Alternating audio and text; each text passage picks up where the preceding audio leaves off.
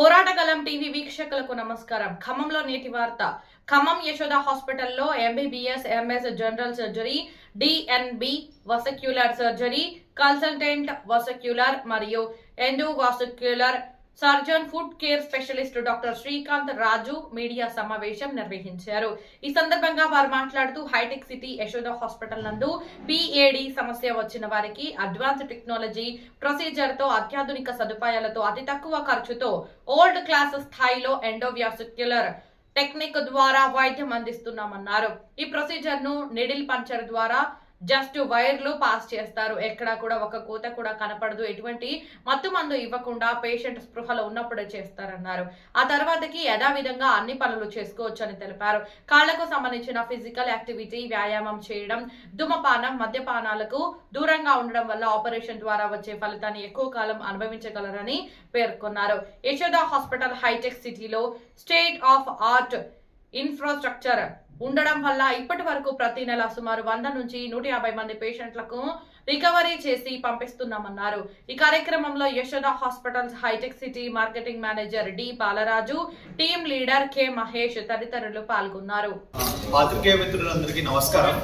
నా పేరు doctor Srikanth Raju, senior consultant vascular endovascular surgeon, clinical director for Yashoda vascular surgery unit in Yashoda hospitals Hitech City అండి. ఈరోజు నేను మీ ముందుకి ప్రధానంగా రావడానికి ముఖ్య కారణం ఏంటి అంటే, వాస్కులర్ సర్జరీలో ఒక ఇంపార్టెంట్ విషయం గురించి మీ దగ్గర మాట్లాడడానికి మీ దగ్గరకు వచ్చాను అనమాట. సో చాలామందికి ఏంటంటే మనకు కొర్నరీ ఆర్టరీ డిసీజ్, ఏదైతే మనం హార్ట్ అటాక్ అంటామో దాని గురించి చాలా ఎక్కువగా తెలుసు. కానీ అదే గుండెలోని రక్తనాళాల బ్లాకేజ్ అయితే మనకు గుండెకి ఎలాంటి సమస్యలు వస్తాయో అలాంటి సమస్యలే కాళ్ళలో కూడా, రక్తనాళాల్లో బ్లాకేజ్ అయినప్పుడు కూడా అలాంటి సమస్యలే కాళ్ళలో వస్తాయి. దాన్ని మనం పెరిఫెరల్ ఆర్టరీ డిసీజ్ అంటాం. ఇప్పుడు మన ఇండియా అనేది diabetic capital of the world. అంటే ప్రతి ముగ్గురులో ఒకరికి షుగర్ ఉంటుంది. కాబట్టి ఆ షుగర్ ఉన్న పేషెంట్స్లో 30% ఆఫ్ పేషెంట్స్లో ఈ పెరిఫెరల్ ఆర్టరీ డిసీజ్ వచ్చే అవకాశం ఉంటుంది. మన హార్ట్ ప్రాబ్లమ్ని ఎలాగైతే సిఏడి అంటామో దీన్ని పిఏడి అంటాం, అంటే ప్యాడ్ అంటాం అనమాట. అంటే కాళ్ళలో వచ్చే ఈ బ్లాకేజెస్. కాకపోతే ఇది కూడా అంతే ఇంపార్టెంట్. కానీ మన ఇండియాలో ఏంటిది, మన గుండెకి ఇచ్చినంత ఇంపార్టెన్స్ ఎప్పుడూ కాళ్ళకి ఇవ్వం. చాలా మంది షుగర్ పేషెంట్లో మీరు వినే ఉంటారు, చిన్న పుండు కాల్లో అయ్యి అది ఆ కాలు కాస్త తీసేసే పరిస్థితికి వెళ్ళింది, ప్రాణం పోయే పరిస్థితికి వెళ్ళింది అని. ఈ సమస్య కనిపించడానికి టిప్ ఆఫ్ ఐస్బర్గ్, అంటే మంచు కొండలో ఒక చిన్న ముక్క బయటికి కనిపిస్తుంది, కానీ మిగతా అసలు మూలం అనేది బయటికి కనిపించకుండా పోతుంది. చాలా మంది పేషెంట్స్ దీనికి కరెక్ట్ అవగాహన లేకపోవడం వల్ల ఫస్ట్ అది వేలుతో మొదలై కాలు తీసే వరకు, ప్రాణం పోయేంత వరకు అవుతుంది.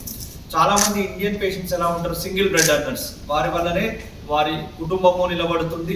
ఒకవేళ అలాంటి వ్యక్తి ఒక కాలు మనం తీసేస్తే వారి కుటుంబం మీద కూడా రోడ్డు మీదకి వచ్చే పరిస్థితి వస్తుంది.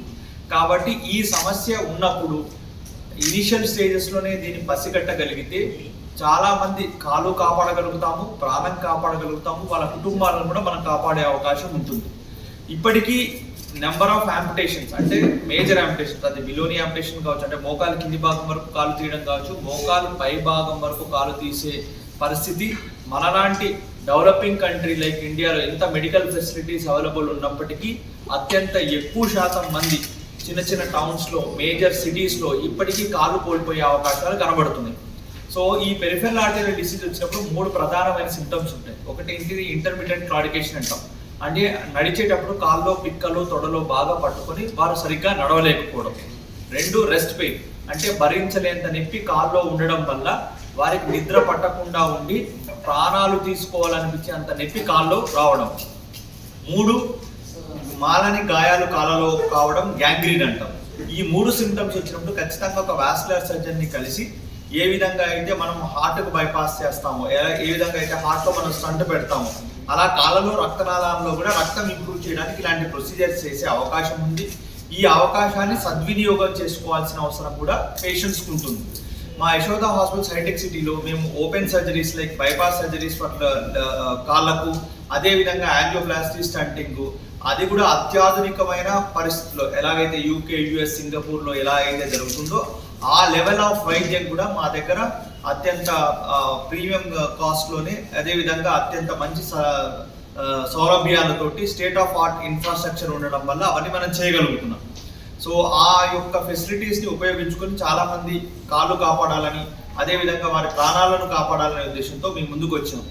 ఈ పెరిఫెరల్ ఆర్టీరియల్ డిసీజ్ రావడానికి మెయిన్ కారణం ఏంటి అంటే మెయిన్ ఒకటి ఏజ్ ఎక్కువగా ఉండడము, దాంతోపాటు ఒబిసిటీ అంటే ఉదరకాయ ఉండడము, 3 షుగర్ అసలు కంట్రోల్ లేకపోవడము, ఐదర్ తంబాకు తినడం కానీ నవలడం కానీ లేదా పీల్చడం కానీ ఈ యొక్క వాటి వల్ల అంటే సిగరెట్ స్మోకింగ్ వల్ల కానీ ఈ యొక్క వాటి వల్ల రిస్క్ ఫ్యాక్టర్స్ వల్ల ఈ సమస్యలు ఎక్కువ అవడం జరుగుతుంది. ఇంకోటి యాజ్ ఇఫ్ నో మనం చూసుకుంటే మనకున్న సౌలభ్యాలు చాలా ఎక్కువగా అవైలబుల్ ఉండడం వల్ల మన వాళ్ళలో చాలా మంది ఉదరకాయంతో ఉండడం, ఎక్సర్సైజ్ లేకపోవడం ఇలాంటివన్నీ జరుగుతుంది.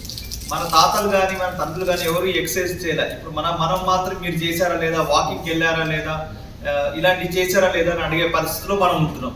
సో కాబట్టి ప్రతి ఒక్కరూ షుగర్ రాకుండా మెయిన్గా కంట్రోల్ చేసుకోవాలి. చెడు వ్యసనాలు లైక్ మనకు టొబాకో చూయింగ్ కానీ ఆల్కహాల్ కానీ ఇలాంటివి దూరంగా ఉండేలా చూసుకోవాలి.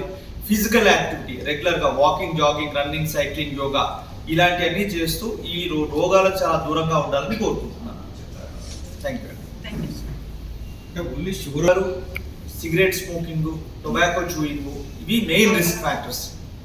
ఇవి లేకుండా అయితే యూజువల్గా ఈ వ్యాధులు రావు. మనకి ఏమంటాం సార్, గుండెలో ఏదైతే రక్తనాళాలు ఉన్నాయో కొవ్వు పదార్థాలు పేర్కొని దాంట్లో కాల్షియం చేరడం వల్ల బ్లాకేజెస్ ఏర్పడతాయి అంటారు. కానీ ఇది హార్ట్కే కాదు, శరీరంలో చాలా అవయవాల్లో ఇలా జరిగే అవకాశం ఉంటుంది. కాళ్ళలో కానీ, కిడ్నీలకు వెళ్ళే రక్తనాళాలలో కానీ, పేగులకు వెళ్ళే రక్తనాళాలలో కానీ ఇవి వచ్చే అవకాశం ఉంటుంది. కిడ్నీలకు వెళ్ళే రక్తనాళాల్లో వస్తే ఏమంటాం మనం, దానివల్ల రీనల్ హైపర్ టెన్షన్ అంటాం. అదే పేగులకు వచ్చే రక్తనాళాల్లో వస్తే ఏమంటాం, క్రానిక్ మిసెంట్రిక్ ఇష్కీమియా అంటాం. అదే మెదడుకు వెళ్ళే కెరోటిడ్ ఆర్టరీస్లో ఇలాంటి బ్లాకేజెస్ ఇస్తే మనం ఏమంటాం, స్ట్రోక్ అంటాం. మీకు అర్థమైందా? సో అయ్యే డిసీజ్ ప్రాసెస్ సేమ్, కానీ అయ్యే ప్రదేశాలు డిఫరెంట్గా ఉంటాయి. అంతపించింది ఎక్కడైనా రావచ్చు. అదే కదా మనం కామన్ గా గుండె అనగానే మనకు హార్ట్ ఒక బండికి ఎలాగైతే అది ఇంజన్, గుండెకు మన శరీరానికి కూడా కాబట్టి అది ఇమీడియట్ గా పనిచేయడం మానేస్తే మనం చనిపోతాం అనే భయంతో దాని గురించి ఒకటే ఎక్కువ రియాక్ట్ అవుతాం. మిగతా అవన్నీ ఎలా అంటే స్లో ప్రాసెస్ ఆఫ్ డెత్, అంటే అది ఇమీడియట్ గా డెత్ కాసేది కానీ నెగ్లిజెన్సీ వల్ల అది ఆ విధంగా వచ్చే అవకాశం ఉంటుంది. మన ఇండియాలో కూడా ఎలా ఉంటుంది, మనము బట్టలు ఖర్చు పెడతాం, బండికి ఖర్చు పెడతాం, బర్త్డే పార్టీస్ చేస్తాం, బంగారానికి ఖర్చు పెడతాం. కానీ at the end of the day when health comes to matter ఎక్కడ తక్కువ అవుతుంది అని చూసుకుంటూ చాలా మంది దాన్ని తాత్సారం చేయడం వల్ల అంతకంటే ఎక్కువ ఖర్చు పెడతారు. వారికి తగిన టైంలో వైద్యం అందకపోవడం వల్ల మేజర్ హెల్త్ ఇష్యూస్లోకి ప్రాణాలు కోల్పోవడానికి పోతుంటారు. వ్యారికోజ్ వెయిన్స్ అంటాం సార్. ఈ వ్యారికోజ్ వెయిన్స్ సమస్యకు ఒకప్పటితో పోలిసి ఇప్పుడు అత్యాధునికమైన ప్రొసీజర్స్ వచ్చాయి. అంటే రేడియో ఫ్రీక్వెన్సీ అబ్లేషన్ అని, లేజర్ అని, సూపర్ గ్లూ థెరపీ అని ఇలాంటి థెరపీస్ వచ్చాయి. ఇవన్నీ మినిమల్లీ ఇన్వేజివ్ ప్రొసీజర్స్, అంటే ఒక నీడిల్ ద్వారా ఒక చిన్న వైర్ పాస్ చేసి మరీ ప్రొసీజర్ చేసే పరిస్థితిలో వచ్చింది ఇది. ఒకప్పుడు ఇదే ఆపరేషన్ చేయాలంటే వెనుపూసలో సూచించి కాలు పూర్తిగా కోసి ఆపరేషన్ చేయాల్సి వచ్చేది. వారం రోజులు హాస్పిటల్ అడ్మిట్ అయి ఉండాల్సి వచ్చేది. 3-4 వారాలు బెడ్ రెస్ట్ తీసుకోవాల్సి వచ్చేది. అది కాకుండా 100 మందికి ఓపెన్ ఆపరేషన్ చేస్తే సేమ్ సమస్య ఆల్మోస్ట్ 40% ఆఫ్ పీపుల్ వెనక్కి వచ్చింది. ఇప్పుడు అలా లేదు. ఎలాగైతే పేషెంట్ హాస్పిటల్ నడుచుకుంటూ వస్తాడో ప్రొసీజర్ తర్వాత తనంతా తానే నడుచుకుంటూ ఇంటికి వెళ్ళిపోవచ్చు. ఇంటికి వెళ్ళినప్పుడు అంబులెన్స్ తీసుకెళ్ళాలి, ఇంటికి వెళ్ళిన తర్వాత 10 మంది హెల్ప్ చేయాలి, అలాంటిది ఏం లేదు. నెక్స్ట్ డే వచ్చి వాళ్ళ ఆఫీస్కి కూడా వెళ్ళి వాళ్ళ పనులన్నీ కూడా హ్యాపీగా చేసుకోవచ్చు. చెప్పాలంటే సార్, మనకు ఇప్పుడు మీకు చెప్పాను మనం ఎంతవరకు వెళ్ళగలుగుతాము. అత్యాధునికమైన టెక్నాలజీ, అత్యాధునికమైన పరికరాలు మన దగ్గర ఉండడం వల్ల, అవి చేసే అంత స్తోమత మన దగ్గర ఉండడం వల్ల ఇలాంటి వైద్యాలు చాలా సులభతరమయ్యాయి. అంటే ఫర్ ఎగ్జాంపుల్ ఇప్పుడు మీకు మన ఓపెన్ సర్జరీస్ కానీ, మనకు ఎండోవాస్కులర్గా మనం చేసే యాంజియోప్లాస్టీ స్టంటింగ్ కానీ, బేసిక్ ప్రొసీజర్స్ నుంచి హై ఎండ్ ప్రొసీజర్స్ వరకు కూడా మన దగ్గర ఉన్నాయి. కాకపోతే మన దగ్గర బేసిక్ ప్రొసీజర్స్ అన్నీ కూడా చాలా చౌకగానే, అంటే మన మిడిల్ క్లాస్ పాపులేషన్కి, లోయర్ మిడిల్ క్లాస్ పాపులేషన్కి, పూర్ పీపుల్కి అవైలబుల్ రేంజ్లోనే ఉన్నాయి. కాకపోతే చాలాసార్లు ఎలా అవుతుంది, ఇందాక మీకు చెప్పినట్టు మల్టిపుల్ హాస్పిటల్స్ వాళ్ళు మన ముందుగానే తిరిగి చాలా ఎక్కువ ఖర్చు పెట్టుకుని మన దగ్గరికి వచ్చేసేటానికి వాళ్ళ దగ్గర పాపం ఏమీ ఉండట్లేదు మీరు అన్నట్టు. సో మన దగ్గర యశోద మేనేజ్మెంట్ కూడా ఒక విధంగా ఎలా ఉన్నారు అంటే, వారికి ఎక్కడైతే పేద పేషెంట్స్ ఉంటారో మనం ఎంత తక్కువ కాస్ట్లో చేయగలుగుతామో అంత తక్కువ కాస్ట్లో చేయడానికి ఆస్కారం ఉంది. సో మేజర్ ఆపరేషన్స్ వరకు కొన్ని లేవండి, బేసిక్ టెక్నాలజీ ఉంది. దానికి సంబంధించి మా యశోద హాస్పిటల్స్ మలక్పేటలో ఇలాంటి జరుగుతున్నాయి. అంటే వెరీ ఆరోగ్యశ్రీ కొన్ని గవర్నమెంట్ స్కీమ్స్ ప్రకారము, అంటే